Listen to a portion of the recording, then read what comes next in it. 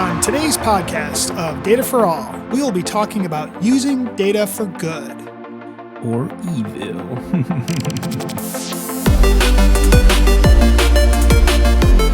Welcome to the Data for All podcast. I'm Charlie Yielding. And I'm Charlie Apigian, where we want to empower you to think different with data.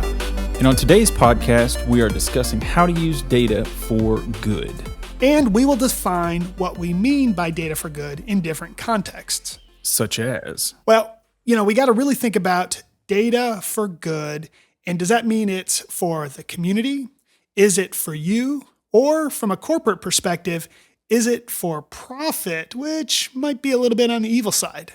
Oh, yeah. So like, you never really think about data as evil. So how would you define the data in an evil context? Well, I'll take the more academic approach to this. So it's not that we're literally, Dr. Evil in a movie and we want $1 million.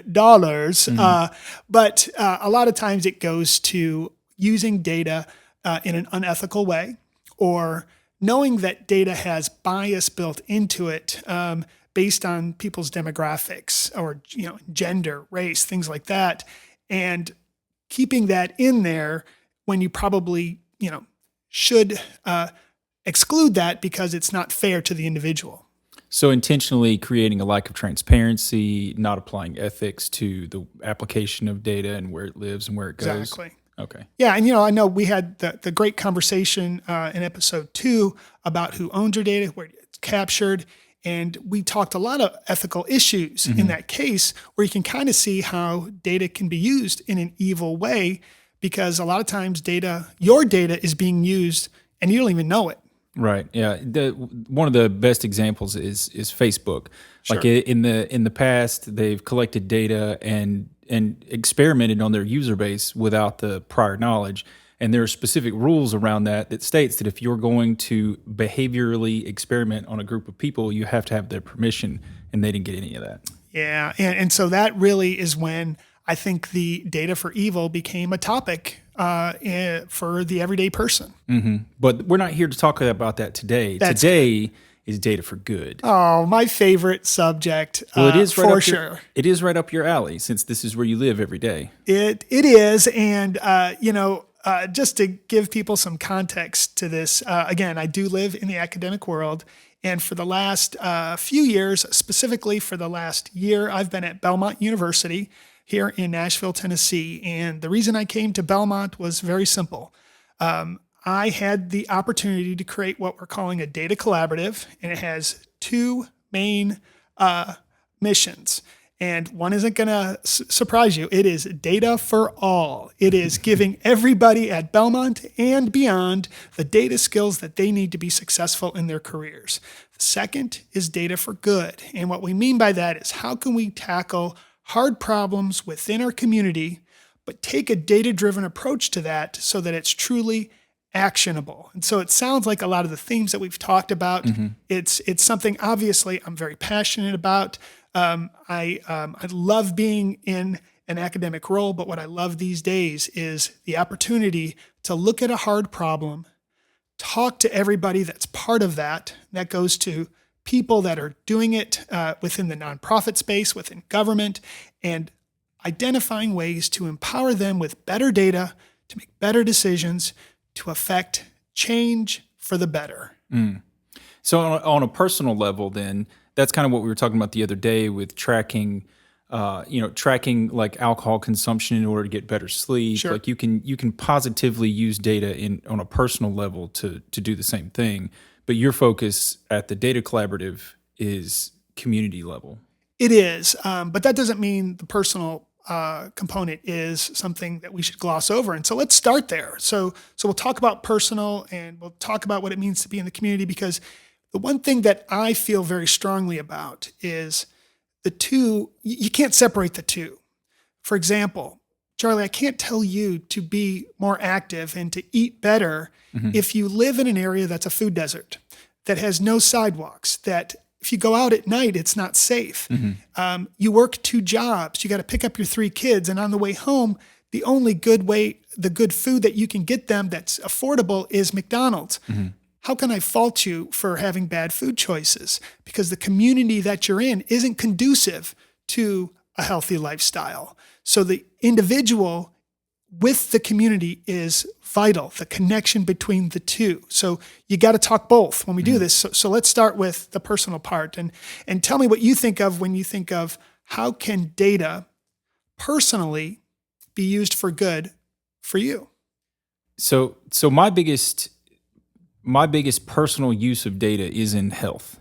So I try to eat appropriately, drink appropriately, sleep appropriately, and all that kind of stuff, so I can maximize my own personal performance. Because if I've got goals in life, like I'm only hurting myself by not treating myself well. But I also have the ability to tell myself lies and say that I'm doing these things when I'm actually not. Sure. And so I capture data and information in order to kind of bust through my own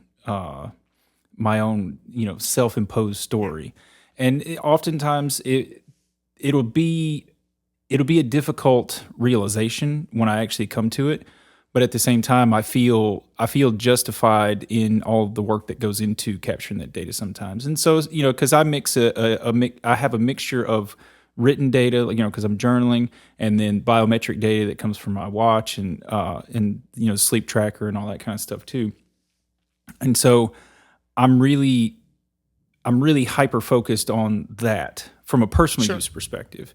But then I get into personal process, like how I capture information and how I save long-term ideas and grow those ideas and things like that. And that's all data-centric in my life as well. So if, for example, if I'm going to capture information, what's the best way to go about that? I know that the least amount of time possible is the best for me. I guess that's the best way to say it. Sure.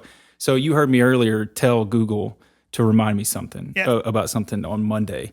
And if I don't have something that's that simple around me, I'm not going to get that job done of capture. And that creates more stress in my life, and that it makes things messier. And so that's how I use data, just for me personally. All right. So the object of this podcast is to change people's mindset, to make them think different with data. Mm-hmm. So I want to even take that even farther. So we're talking about the things that are obvious, because it's obvious that we're capturing the biometric type stuff and the things that are on our watch. Mm-hmm. But do you capture data that is not as obvious?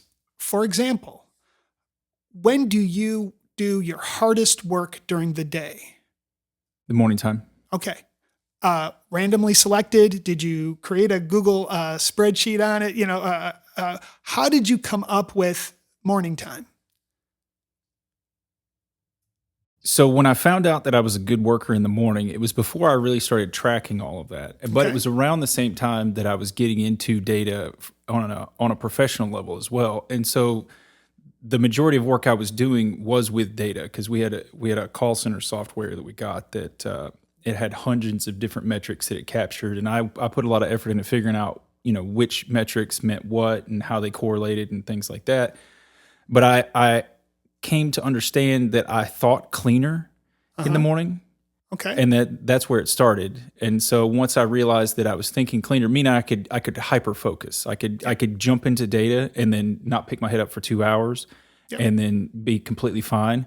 But then in the afternoon, I wasn't getting the same kind of traction. I worked out at lunch, and then I would eat, and then afterwards, I was, I felt sluggish. Yeah. Like I'd have to pull I was using a stand-up desk at the time, and I'd have to pull the stool up to the desk and sit back on it, because I didn't have the same punch I had in the morning. And so from a measurable perspective, my work output was just more in the morning time. And so what's the goal, right? What's your intention there? Is it work? Is it productivity? Is it spending less time on work? Because when you focus on work, if it takes you 2 hours, that's better than when you're unfocused and it took you 5 hours, right? Because we've all had that, where the same task at a different time just takes twice as long because you're just not into it. So what is your metric? What is it? Both? Why do you care about optimizing your time? Well, so it is productivity, but I think optimizing productivity means that you're doing the things in the most optimal way possible. And so when it came to measuring my time, because I had to do time studies on the way that I work in order to understand better like where I'm wasting my time. And that's a common thing today, especially in the post-pandemic workforce, where you say, okay, here's your 8-hour day. Now break it down for me from a time perspective. And it's more of a live capture thing than it used to be. And there's a lot more tools now because remote managing is more difficult without those tools. And so I'm constantly working on improving my process for productivity by taking those bits of time that are a waste and automating them. And so I got into a position where a lot of my work was pulling information. And so we had somebody at G Squared who spent 2 hours a day just pulling information. And so we automated that task. And so productivity it encompasses all. And so for me personally, it was about how to get the job that I know I've got to get done, completed as quickly as possible, but then also it allows me to be proactive with the information as well. Because I'm not just using it for face value or to answer a question that I've got, but I've got to play in this experimental realm. I don't really know have a good way to say it, but just look at data for what data is going to tell me rather than what I'm asking it. Yeah, and keep it simple, folks, right? It's always, I'm trying to attain a certain metric because it leads to a specific result. And then what leads up to that goes back to those features we talked about in the past, right? And so what are those different features? It could be time of the day, could be environment, could be the laptop that you have. I need 2 screens versus 1. There's so many different components that experience is enough for data sometimes. I don't have to write down that I did something on this day and it worked better. And I want everybody to think about that. I want you to think about when you wake up in the morning, what are you doing first? And if you're a morning person and you're doing email, you're wasting your best time of the day. I agree. If you're a night person, then and if you wake up in the morning and you want to do email, I still think that's the wrong thing, because I like to say I like to dictate the start of my day myself as opposed to through an email. Because a lot of times you get an email in the morning and it might be, I got a fire to put out. Oh yeah. I'd rather be productive first. So all of these little things, it's the data that you have to make yourself better and use data for good for you. That's actually a good point. So one of the common things we talk about in the workplace is not getting swept away by the whirlwind. Yeah. And the whirlwind is just anything that's not planned. And so you've got that fire that you pull from your email first thing in the day. You are setting the precedent for the rest of the day. So think about notifications, right? That's data. It's stuff that's being thrown at you. Please look at this data. Look at this data. Look at this data. Do you have notifications on your phone? I do, but I completely get where you're coming from, because one of the common reoccurring issues with employees is when they're trying to get into their focus time, they keep their email application up. Yep. And even if you're not getting notifications, that's a big no-no, because you will glance at that subject line, and then the second that subject line plants itself in your brain, it's gonna split your thought or bifurcate it in a way that you're gonna have to take action on it, or it's gonna bother you. Yeah, and I learned early on, I'm somebody that has a lot of meetings, and I love my meetings because I get to have these kind of conversations with people all the time, and usually it starts at 9, but I'm a 4:30 in the morning kind of guy. I wake up. I just wake up. It is what it is, folks. I get up with the chickens, whatever it is. But by 6 o'clock at night, I'm a pumpkin. I literally can't do anything. There's nothing productive about me at that point except being a good dad, right? And hopefully a good husband. So in the morning, I get up early. Man, I get 2 hours of focus time, and I'm usually done with those 2 hours before 7, 8 o'clock in the morning at work, and so that when the day does start, I don't feel this guilt of, oh my gosh, I still have, a couple hours. Because if I instead, did other things, or let's say I woke up late and I got to work when everybody else got to work, and I said those 2 hours in the middle of the day will be my productive time, I know that's not going to happen.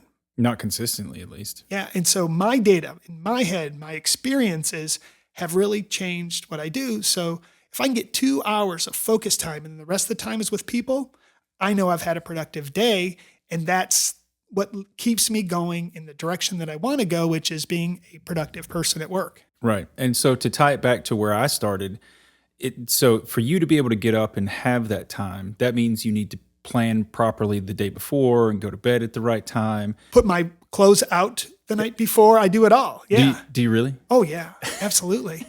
Oh, come on. Because You lay your clothes out? if I'm going to go for a run first, Okay. absolutely. Because if you put your clothes out, it's like forces you to put those running shoes on before you head out. I do. I don't want to think about that in the morning. No, it makes sense. It's just that's very disciplined of you. And that's where I was really getting at is like you have informed your behaviors from data, but then you have to apply that in discipline. Yeah. And so that's like, do you think, and I guess this is a personal question for you since you're the one who gets up at 4:30, do you think that knowing like how the picture looks before you take the action helps you take the action? So does it give you that you're sitting there, you're looking at your running shoes. You got to put on your running shoes. True. Does knowing how this all plays out from a data perspective help you stand up to go put your shoes on? A little bit.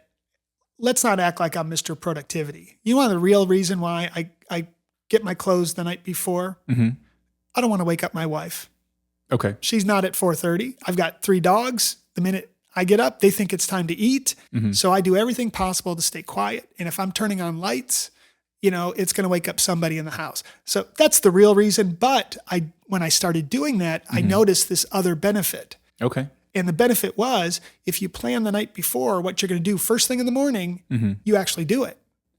And if you plan the intent, and if it's what you want to do, and it starts you off in the right direction, your day is a little bit better. And I think my goal these days, and I love to be productive. I love to do quality work. Mm-hmm.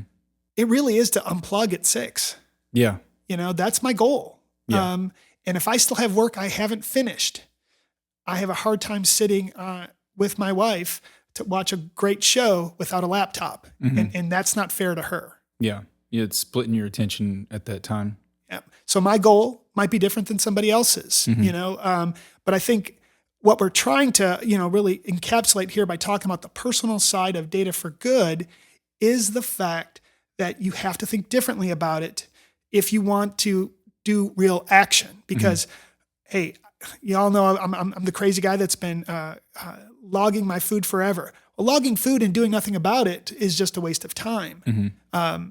So making it actionable means you have to think a little bit differently and hopefully, taking a little bit different approach to how you see that data or your experiences can actually help use data for good. Mm-hmm. To go back to the morning time thing, Sure. Growing up, I refused to believe that I was a morning person.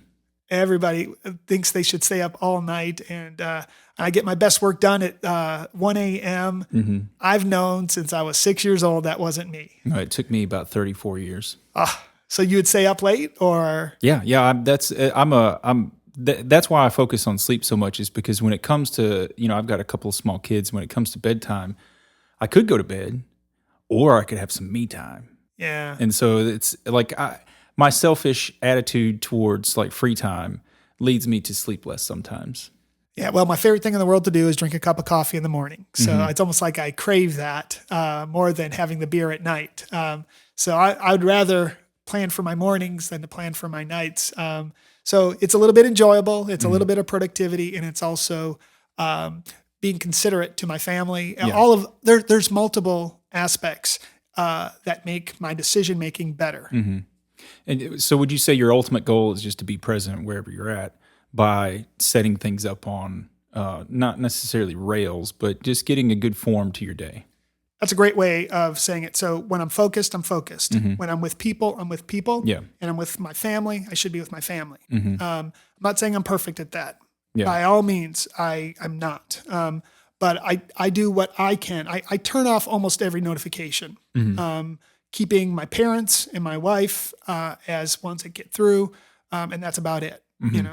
Yeah, I have noticed that anytime I go to text you after a certain time, it says, these texts will be silenced. Yeah. Do you want to push them through? I never push them through because I don't want to be rude. Well, maybe I need to add you to my favorites. But it's a very small group, and it's mostly people with the last name of Apigian. Rightfully so. Yeah, for sure. So I know I love talking about this topic, but really I got to talk about my favorite thing, Okay. which is talking about how to use data in a community way and what that really means. And so when I say community and data for good, what are some of the things that what comes to mind for you?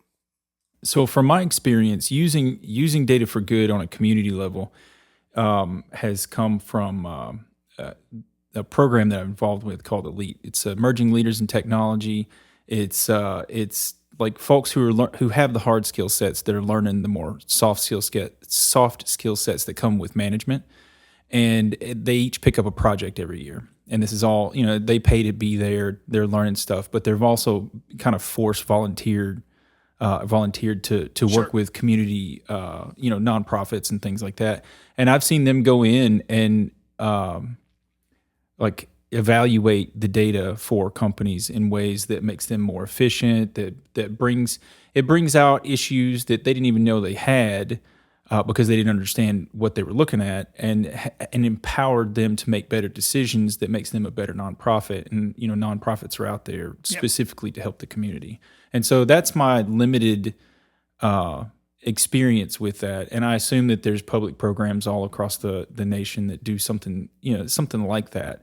But I'm very intrigued with your approach with the Data Collaborative, because that's hyper focused on we're using this tool, which is data, to accomplish things. Yeah, and I'll try not to take too much time in giving some context here, but I think it's important to tell my little story over the last year, because it's really changed what I think data for good is. Because I've been saying using data for good, good, and that is really important. But I feel like there's really an opportunity to do good, and it can be at a massive level, and data can be at the forefront of that. And so when I first got the job at Belmont, a former senator of Tennessee, U.S. Senator Dr. Bill Frist, approached Belmont about disparities within Nashville from a health perspective. He's concerned that within Nashville, there's too much of a variance in terms of health and well-being. And what can we do about that? And he felt opening the data up to everybody was the best approach to that. So we brought tons of people together. We had these great conversations. We had about 50 people that were very passionate about this. And as we're going through this, most want to go to patient data. And I'm like, there's hundreds of people doing patient data. What can we do at the community level? How can we set the community up for better results? And what we decided to do is we focused on one particular topic, and this was hypertension. We identified community level data. So when I say community level data, that means it's aggregated to a certain level. It could be U.S. Census Tract, it could be zip code, but you start looking at neighborhoods as opposed to people. Right. Because where you live, I firmly believe the environment has something to do with your health and well-being. And so can we see that in the data was our first assumption. And then as we went from that using hypertension, what we said is, you know what? Let's go for it. Let's get all of the publicly available data in the state of Tennessee. Let's put it in one big data warehouse. And what made that key was it had to integrate together. So education data, crime data, health data, U.S. Census Tract data, the American Consumer Survey data, all had to connect together so that you didn't know where you were pulling from. You just knew you were pulling data so that it's connected. And so then if I wanted to look at where is there the highest risk for hypertension, and we're doing it at the zip code level, we can see it. 37208 is that place in Nashville. What other demographic features that are actionable can we look at? And because we can't just say to those people, stop having high hypertension, right? Yeah. But can we offer better food choices? Because maybe that's an indication. Okay, so let me make sure I'm wrapping my head around this, right? Sure. So you're taking multiple sets of data that are location based, and year, to determine different aspects of hypertension or hypertension rates. Yeah, and think of it as a funnel. So at the top, you're looking at like a bird's eye view of the geographic location that you're looking at. whether it's Nashville, the state of Tennessee, could be Baltimore. And we're just looking at it and saying, tell me something about the landscape of this location. So I'm going to be specific and just say Nashville. Okay. And we've got, let's say, 26 different zip codes that we're looking at. Which ones stick out the most? So map view, right? Put it in a map, color the polygons on the map, and the darker ones mean there's higher hypertension, and you start to see patterns. And now you start seeing that. Now what you're trying to get to, going back to the idea of features that lead to hypertension, start looking at the data that you have that is high also there, but lower in other places. And so is it education levels? Is it income? Is it affordable housing? Which housing insecurity is a huge indicator of health and well-being.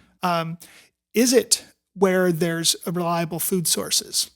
We have a feature called walkability, and which talks to the sidewalks in that area, the number of trails that are within a mile or 10 miles of a given location. All of that becomes data that you can look at the top view. And then you start continuing to dive in until you get down to the individual. But you got to start at the top so you're not trying to do everything at once.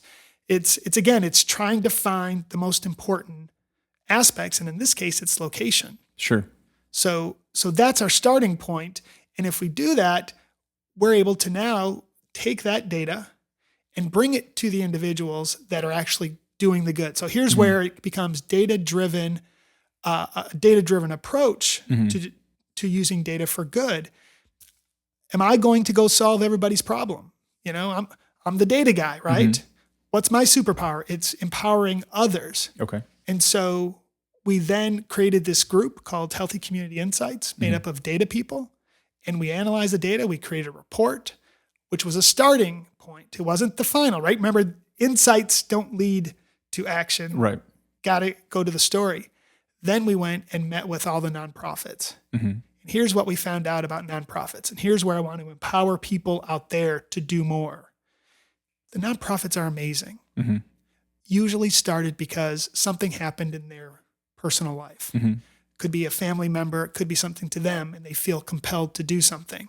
They start the nonprofit, and over time, they're just trying to keep the nonprofit going. And it's hard. It's not a lot of money. There's a lot of turnover, and they never, ever look at their data. They don't have time. They don't have the resources. They definitely don't have the money. Okay. So they're going out with a shotgun approach. I'm going to go help this area. Why? Because it's down the street. But the area they really need is west of that, or whatever it is. Can we arm them with the data that they need to be more strategic or to go after better opportunities? And that's what we try to do. And so right now, we've actually, with a nonprofit called Nashville Health, created a coalition of nonprofits, also tons of help from the Center for Nonprofit Management in Nashville. And we've got these nonprofits, at least 20 of them, different sectors, different missions, all working together, looking at the data to help the health and well-being of specific neighborhoods in Nashville. Okay. So just to make sure that I've got my head wrapped around it. So you can, and I'm going to make up a couple of things here because I don't know what the actual data said. But so you were talking about looking at things from a zip code level and all that kind of stuff. And that seems pretty broad. But as you come down the funnel, like you could potentially, say this address, like you mentioned food deserts earlier. Like, just to be clear, is there a specific definition to food desert, or is it just not accessible, or food's not accessible? No, there is. If you're in an urban environment, it's either a half mile or a mile away from a reliable food source. Okay. If you're in a rural area, it's 10 miles. Okay. And so Nashville, 70% of Nashville is a food desert. That doesn't surprise me. I mean, you just have to go around the streets to see that. But remember the whole story thing that we've talked about? When I say that 70%, everybody remembers that. And that's pretty jarring to think that.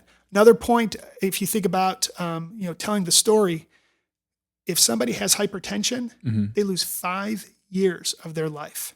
That's the life expectancy that it goes down. It's 5 years based on the fact that they have hypertension. I mean, that's, do you want 5 years back? I know I want those 5 years. There's a reason I don't smoke.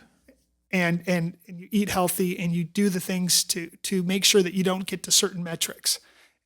So back to getting my head wrapped around it still Sure. though. So as you're coming down the funnel to get more precise information, you've established that like 70% of the city is in a food desert. So how many fast food restaurants have to be closer to a person's residence before they're likely to have hypertension? That's a great question. And we have looked at, that's the kind of data you go and find. And you got to literally manually a lot of times go and find that. And so you start finding the zip codes where there's problems and you start adding that stuff up and you say, how many grocery stores, how many fast food restaurants, and see what happens. Then do that for the area that's really low in hypertension and see the difference. Are there primary care clinics there? Which you find out a lot of times where there's a need, there's not a hospital because it's usually low income, underrepresented populations, and hospitals don't always go where they are unless they're mission driven. If they're profit driven, then they're going to go where people will pay.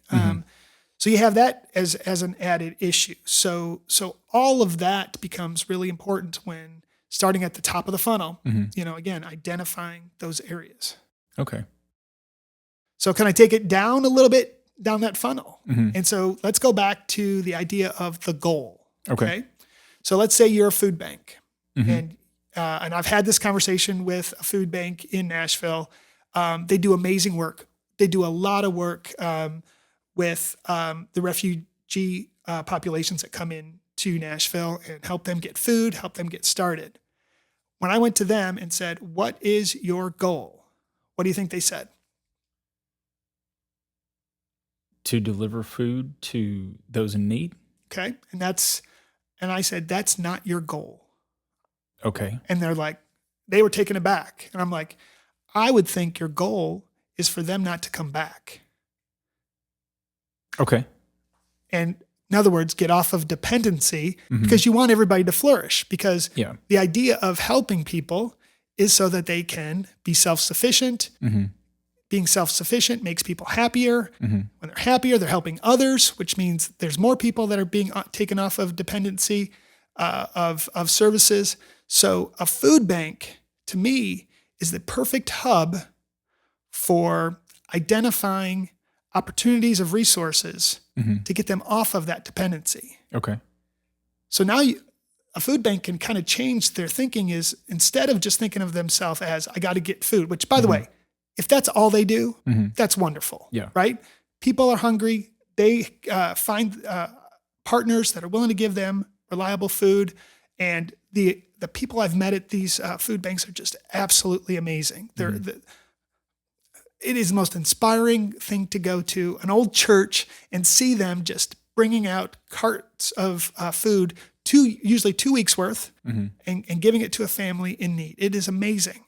But they've got them there. What else can they provide, whether it's a partner or another service that they offer that can make that individual get off of dependency? Now we're starting to really use data for good. So you're filling out so I'm trying to wrap my head around the concept of additional services, additional good, whatever you want to call it. And so you've got a captive audience, and your service is meant to be a stepping stone, not a dependency. Right. And so if you're going to do that effectively, where do you go from there? Yeah. So what is the reason that they came to the food bank? Think about that. What is the reason? And if you can fix the reason, then they don't have to come back to the food bank. If you're a refugee, you came from a country, there's some type of war, whether you're Afghan population, the Ukrainians that are now coming over to the United States. Number one, do you speak English? If you don't, how are you going to get a job? That's a good question. So now you've got them coming to the food bank because at least they've gotten to that point. That's wonderful. Now, what about ESL courses, English as a second language? What about, if you look at all the people coming over, these are engineers, they're scientists, they're teachers. These are regular people like you and I, just don't speak the language. Yeah. We know that takes time. Is there other training that we can give them? Can you partner with companies where they do have a couple of people that speak that language and they can have a job? May not pay all the bills, but it pays some. Those are the kind of things. So it's called in the nonprofit community collective impact. Okay. So just giving you food is not going to raise you above to being to prosperity by yourself. Sure. But giving you some food for today, which is intervention, right? It's helping you today, and then giving you some things to prevent you from coming back. ESL classes, technical training, a mentor, a caseworker, things all of those things combined leads to getting off of the dependency.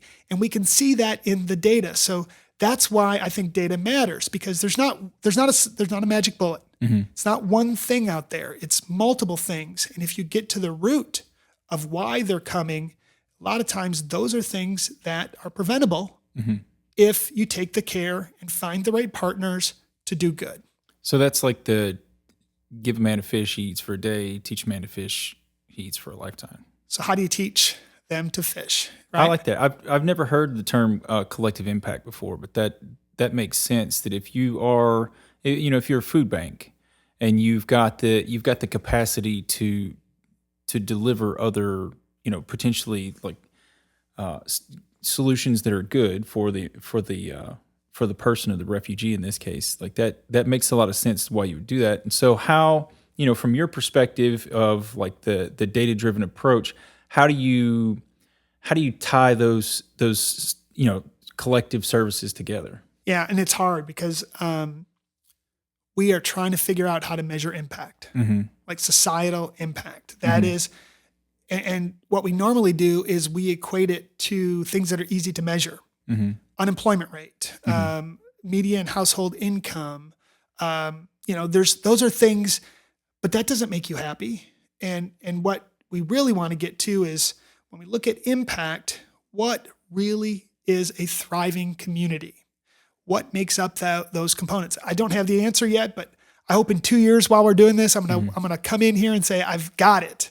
And because we're actively looking at that and seeing how can we really measure impact. But as we go, we have ideas of it. And what we really see is the features that lead to needing an intervention, needing food, needing housing, needing clothing, needing a job.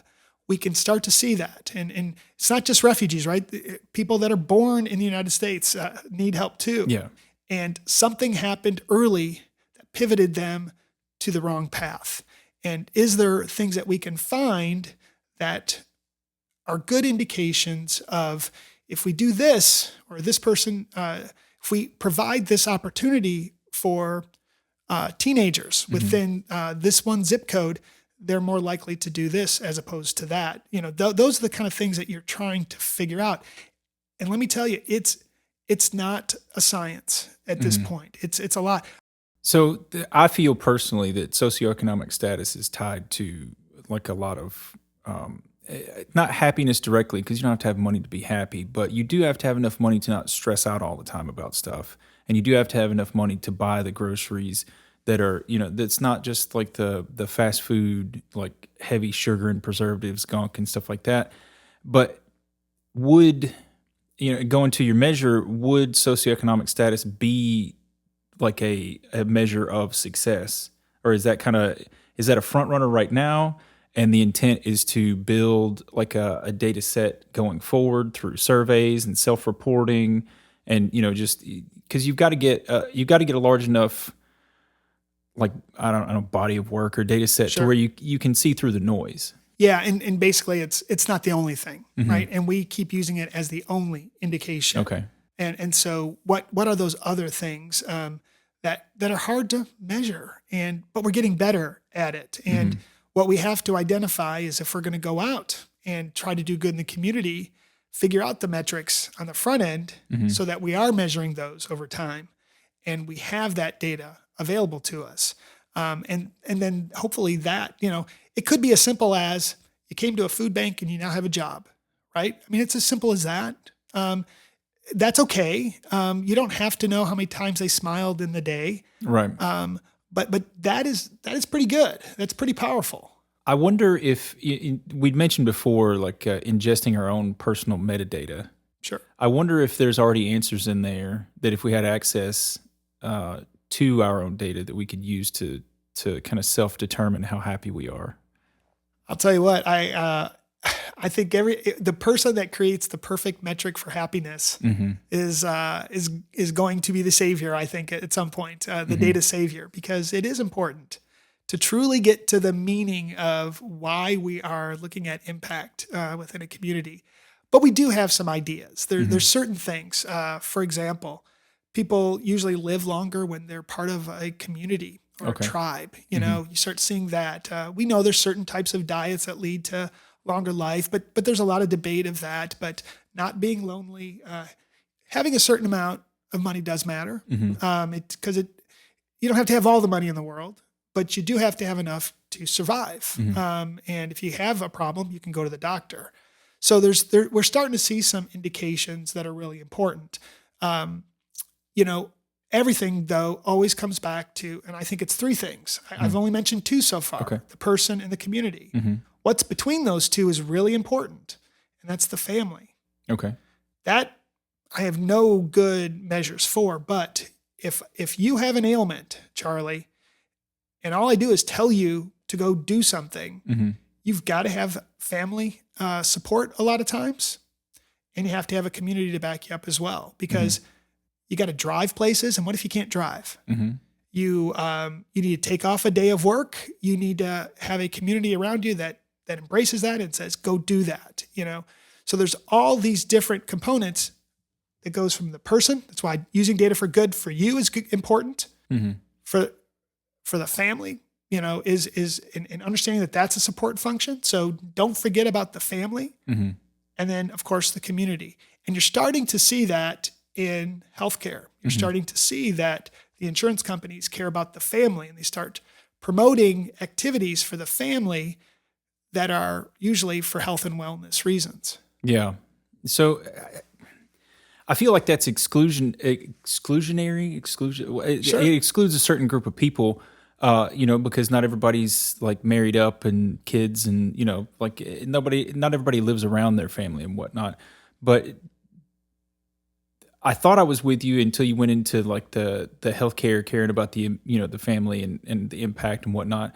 But would you consider because I have a lot of family that's I call them my non-bio family. Sure. It's my my godsons. That's family. Yeah, it's a good point. Yeah, so that's still family. Yeah, I mean, whether it's your tribe, your family, I don't know the people have used different, but I do see a difference between your environment and your family. So you're right, because my wife and I, we don't have any other Apigians other than our kids in this area, but we had this incredible support tribe around us of other families that had kids the same age. And, we had 4 kids and there was only 2 cars. We couldn't get kids everywhere. We relied on our support structure more so than those that do have, 5 siblings in the area, things like that. So the impact of data in this particular conversation is that making money is good,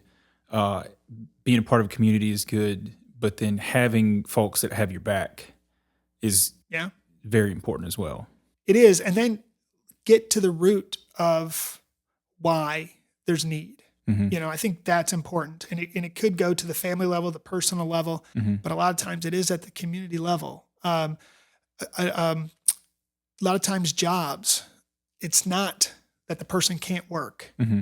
It's not that they're not capable of working. It's they need childcare. Yeah. And they need a reliable transportation. Let me tell you, transportation is huge when it comes to the impact that you can have on a person's health and well-being. I bet, especially living in Nashville. Living in Nashville where there's not good public transportation, to say the least. Yeah. And so you need a car to be able to get around. that's a huge problem. And not everybody has great internet to have that remote job. You go to the rural areas of Tennessee, how do they get a job? They don't have good internet. There's no childcare around them. To get to the local metropolitan area is a 50-minute drive. They do the 50-minute drive. Yeah. Or move closer, which is not affordable, Right. as we now know in so many places in the United States that housing has gone through the roof. So, I mean, I don't even know if you can live in Nashville making $50,000 without other incomes coming in and buy a home. You'd be house poor. Very Absolutely. much so.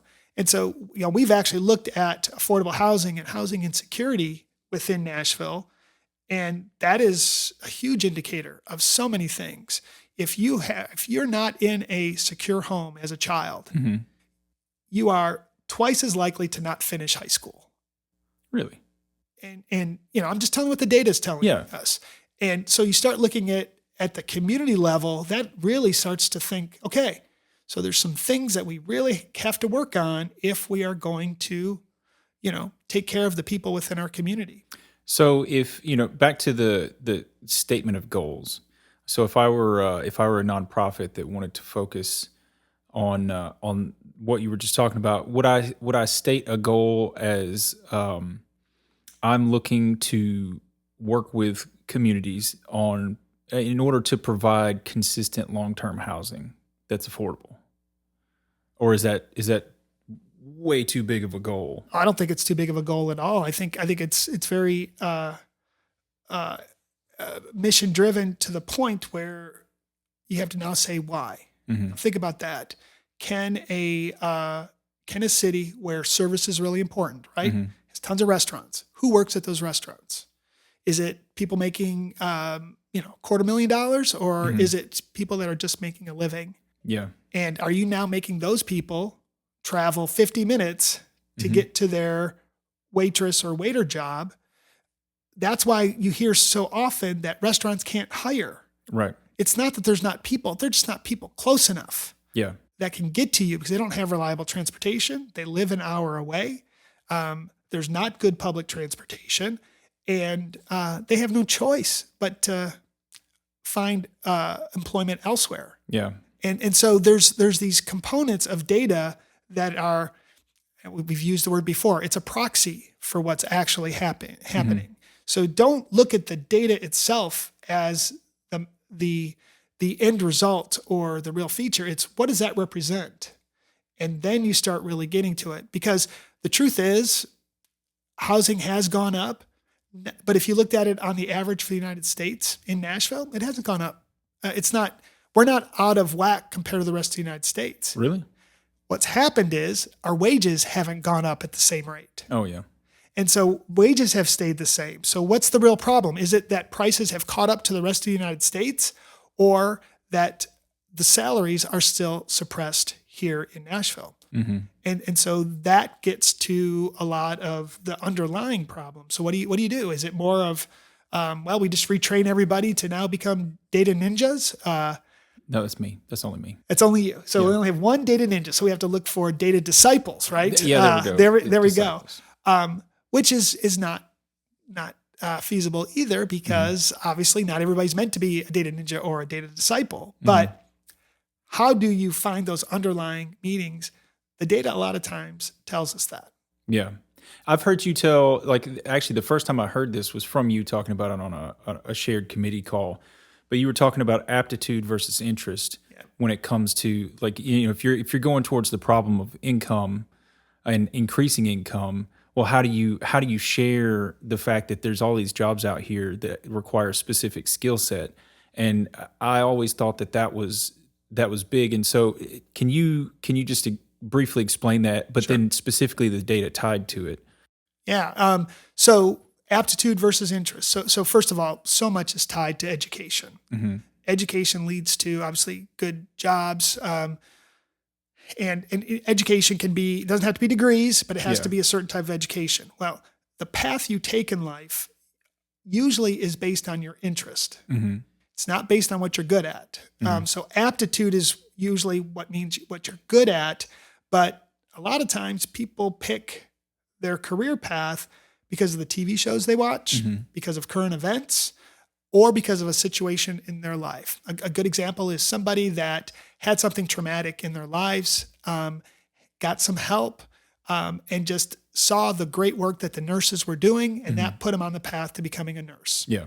I know so many former athletes that become PT people, either a physical trainer or in that realm because they had an injury. They saw that. They saw how they helped people and came up with that as their career. So they saw it, that they had an interest. Does that mean they're good at it? And what happens is if you're not good at something, but you have an interest in it, over time, you're probably going to move on to something else. And so, and this is me coming up with a hypothesis here. I believe that if you find somebody's aptitude, and you can find that as early as 8th grade, there's a company called UScience that has developed a metric that does a really good job with that. And you expose them to that, they will have an interest in it and they will continue on that path. And then they'll be down a path of something they're good at, which means they'll enjoy it and they will prosper in the end. Okay. And so that's what I go to when I think of aptitude versus interest. I didn't know I was good at data until the age of 30. I wanted to be a lawyer. I wanted to be in marketing. I wanted to be the next Gordon Gekko. Wasn't that the one? Greed is good guy, the stockbroker. I have no I'm idea. even dating before you. Movies from the 80s, folks. Was that Wall Street? I think is what the name of that one was. With Michael Douglas in it? Yeah. No, I never watched that. Well, good for you. You didn't waste 2 hours of your day. But I wanted all these different things except what I knew I was good at. And if I just looked at who I was as a child, I would have known that. But I didn't get that exposure that I needed to see that I had an aptitude for it. And I should have followed that path. Luckily, I found it late, but at least I found it. So the context in which we were talking about that was tech jobs and specifically like bringing up bringing up the average wage, like raising the floor of wages in Tennessee, because there's tons of tech jobs to be had. There's vacancies that we can't fill right now in this area. And so I think I don't know if you remember this stat or not, but you said something to the effect of females specifically have about a 10 to 15% interest, but over a 90% aptitude. And that was specific to a specific county that I was analyzing their data. It was actually, I think, 65% aptitude. Okay. But it was 10 It was to something 15%. staggering. Yeah. I mean, and why is that? Why do they not? Is it because of the social norms more than the fact that girls just don't like technology? Because I'll tell you right now, I see a lot. What I see in the tech field is early on, 18 years old, it's about 16% of the student population is female. When you get to master's level, it's about 33 to 50%. When I look at the professionals in the IT space that are at manager or above, it almost is 50-50. But they get to it late is what ends up happening. Okay. Wouldn't it be great if we hit all of those individuals, male and female, early on? You have an aptitude for this. Let's expose you to it and then let you choose that path. Yeah. Too many people are finding their path too late in life. So data can help you find it earlier. If they find it earlier, we now have found a root cause of, societal good, right? Because now there's people that will not have to worry about dependency on others. They will, of course, help others. And it just makes from a community perspective, hopefully more good. And that is based on the data that we have. So it goes back to this idea of data for good for the individual, of course, for the family or tribe around that person, and then, of course, for the community. And the reason I think it's important to talk community is the only way for that to work is not individually. It's got to be within the school system. It has to be systematic. It has to be part of what you do. You have to teach a little bit differently. You have to do things a little bit differently at a community level to affect many. Yeah. So going back to that specific example of, that data, like I feel like that has put a lot of effort, or not a lot of effort, a lot of pressure on the state of Tennessee to do something. And, we've recently passed a computer science bill that's going to have exposure to, to comp sci, ideas all the way down into elementary school by 2028. And so that's real change based off of data. Yep. Yeah. And a lot of it was because of the tech community stepping up and stating the case. Yeah. And they did it with data. And that's empowering to see that. And we have so many people here in Nashville that are passionate about doing good. And here's, I'm gonna move it to the people that are listening. Okay. And think about this. Most people in their jobs, they love their jobs. I'm not gonna say there's a bad thing about it, but a lot of times it becomes monotonous. In other words, if you're a data person, a lot of times you're doing the exact same thing. You're looking at the exact same data and you want more. So wouldn't it be cool if the more part was actually helping somebody? So if we had an opportunity for me to take my data that I've brought together and start giving it to everybody. That's what I'm doing now. We've got belmontdata.org. And if you go to that, you click on Roundtable and it brings you to a mapping feature that shows you all of our data in our data warehouse, and you can download it. It's all yours. It's publicly available. We're not exposing anybody's data. And you can now take data and do good with it. And so if we have a challenge out there, what features matter the most for hypertension? And we give you that data. We can have people from all over. We're already talking to some user groups that are going to use this data to inform us on the right things to do. So actually having data competitions out there, using data for good is something I think that will create this incredible ecosystem that I think would be really fun to be part of. I'm a big thinker, and maybe that's a little bit too much, but I do believe, and it's not just Nashville alone, that there's people out there that want to help. There's people that want to give money, but you know what they don't want to do? They don't want to give money to things that aren't going to move the needle. They don't want to give their time to things that won't move the needle. But if from a data perspective, if we're able to show by doing this, it leads to something good, you get people more likely to want to chip in. That's true. But then if we go back to one of the first statements in today's podcast, we were talking about or good for profit. Sure. And it feels like there's a way to have your cake and eat it too. Have you seen anything like that going on where, like a charitable cause turns into a profitable product or business or anything like that?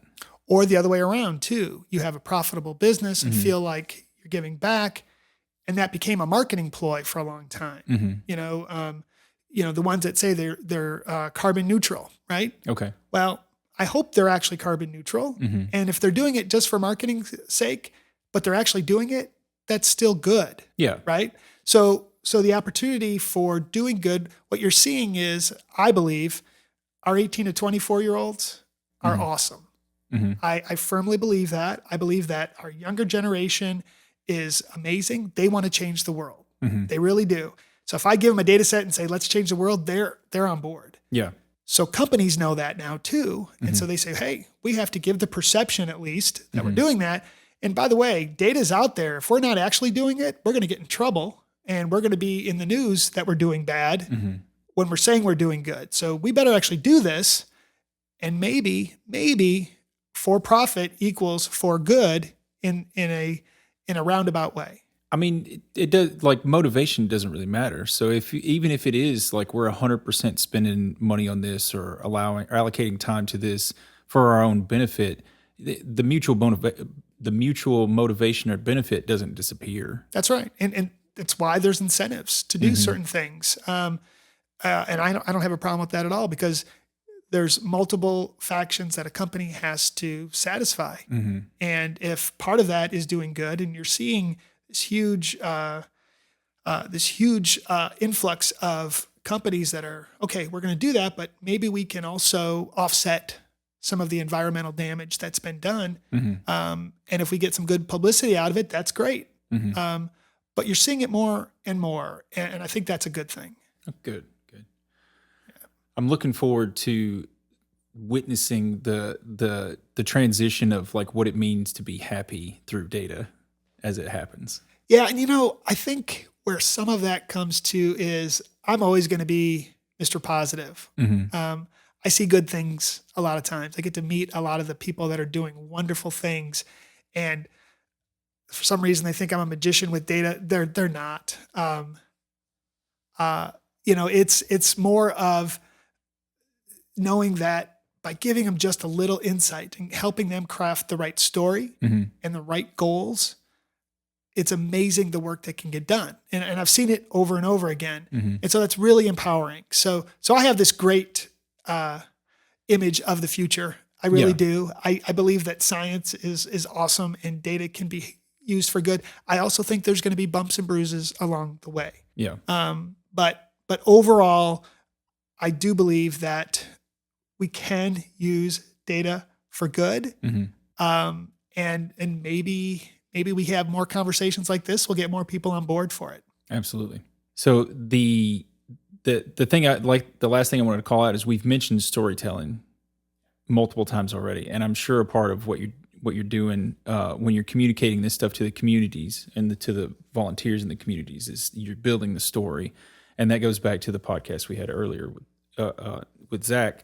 That storytelling, using data, like all of this stuff it's here to stay, and it's not going anywhere. And so we're trying to grab onto it and build around it in a way that is meaningful and impactful. Because I 100% believe in everything you've said. Like we're on a trajectory that we can't change at this point. Sure. And it's about making sure that we do it as well as we can, not knowing fully what the future looks like. Yeah. And so like what you just said, the tools are out there, right? The ability to storytell, the tools to create insights. The part that's missing is the mindset to go along with it. And if we can keep changing the mindset to truly don't be satisfied with the shallow answer of what's the goal. Get to the deep meaning of it. Understand what is, when you see a feature and say, this leads to this, what does that feature really mean? What is it representing? And then take that representation of the data and turn that into a story. You can do great stuff. Nice.